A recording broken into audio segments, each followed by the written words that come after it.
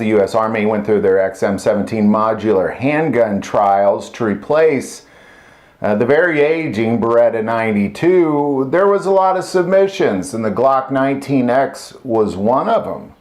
However, the U.S. Army went a different direction, and a lot of people speculate, why did they not go with that Glock 19X?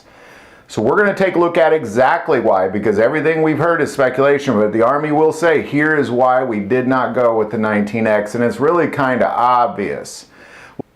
This XM-17 modular handgun system competition that the U.S. Army announced way back in 2011 was originally almost canceled. A lot of U.S. Army officials said that they should just stick with the Beretta, and Beretta even upgraded their Beretta 92 model to accommodate what it was the U.S. Army was looking for. But ultimately what they were looking for and why they went forward and away from that 92 was a more effective, accurate, and reliable handgun than the M9.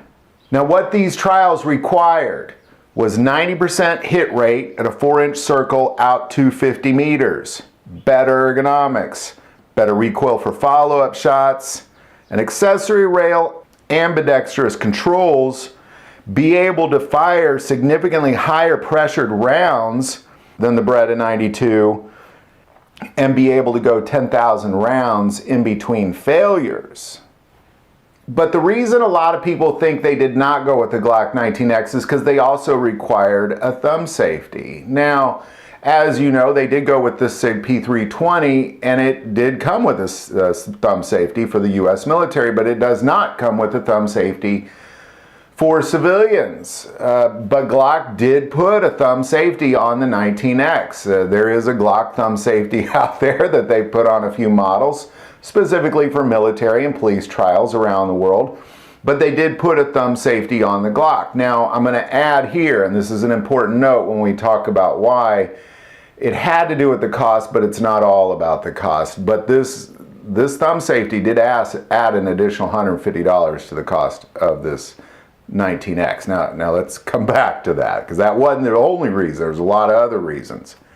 What the U.S. military was looking for was to purchase 250 to 550,000 handguns.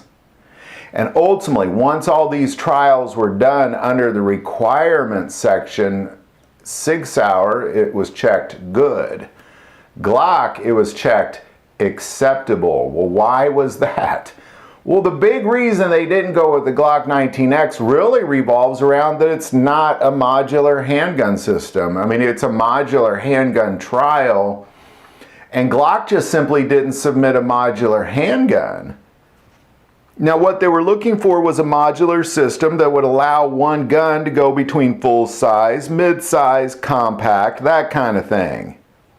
And Glock just simply didn't offer that in the 19X.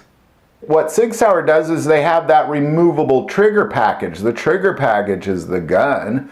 So really you only got to buy one gun and you could put it in different systems. What Glock came to the table with was this 19X, showing that you can go between a 17 and a 19 and back and forth. You could put a 17 slide on a 19 grip or a 19 slide on a 17 grip, and you could even incorporate the Glock 26 into some of the 19 models if you're looking for a compact. Now herein lies the problem. It was almost as if Glock didn't listen to the instructions, because what they showed in the 19X was that you need 3 guns to achieve what you can achieve with one gun in the SIG P320 with additional parts purchase. So the P320 was going to be selling to the U.S. Army at around $500. Modular components go for around $300, max out at about $300. So you can get a gun for $500 and 2 modular packages for $3 each, and you got 3 guns for $1,100. And really you got more than that, because you can trade out parts and make a long slide with a short grip or a big grip with a short slide. So they showed that you could achieve 3 guns with buying 1 gun for $1,100, whereas in Glock, because of that trigger safety, was going for about $600 for the U.S. Army, and you had to buy 3 guns. So you're looking at $1,800 per soldier. Now, because that's what they're looking at. They, With SIG, they're looking at $1,100 per soldier. With Glock, they were looking at $1,800 per soldier, and that's a very, very significant piece. It's kind of like Glock pulled together a system in the 19X that they thought would satisfy the military trials, but in the end, it was that requirements over the general list of requirements, not the performance, but the list of requirements. SIG was good. Glock was just simply acceptable.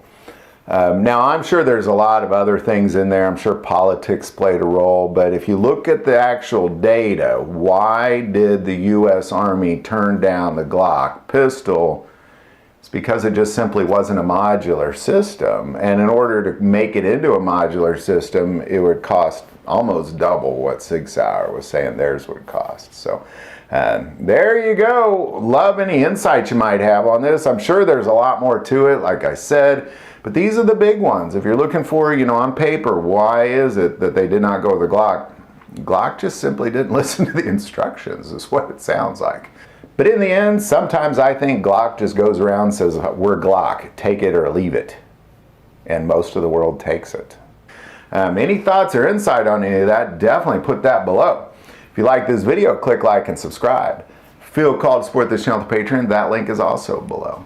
But the most important part of this channel is we take prayer requests, so please don't ever hesitate to send that in.